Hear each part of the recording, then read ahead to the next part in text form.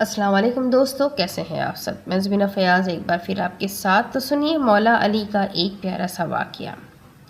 ایک مرتبہ مولا علی جنگ نہروان کے لیے اپنے گھوڑے پر سوار ہو رہے تھے کہ ایک نجومی مولا علی کے پاس آتا ہے اور کہتا ہے، اے علی، یہ جنگ آپ مت لڑیں کیونکہ آپ کا ستارہ گردش میں ہے، آپ یہ جنگ بری طرح ہار جائیں گے۔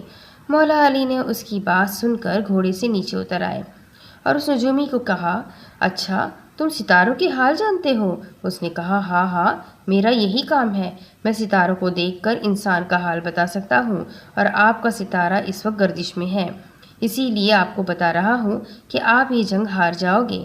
مولا علی نے اس نجومی کو کہا، اچھا وہ سامنے ایک گھوڑی ہے جو پیٹ سے ہے، بتاؤ اس کے پیٹ میں نر ہے یا مادہ ہے؟ اب وہ نجومی خاموش۔ مولا علی نے کہا، تم تو کہہ رہے تھے کہ میں ستاروں کے حال جانتا ہوں، یہ تو تمہاری نظروں کے سامنے ہے، تم تو اس کا حال بھی نہیں جانتے۔ مولا علی نے کہا، اچھا بتاؤ کون سا ستارہ جب ٹوٹتا ہے تو اونٹ پر ایک حرکات ظاہر ہوتی ہے؟ اب پھر سے وہ نجومی خاموش ہو گیا۔ مولا علی نے کہا، اچھا اس میرے گھوڑے کے پاؤں کے نیچے زمین پر ایک چیز ہے، بتاؤ وہ کیا ہے؟ نجومی پھر سے خاموش۔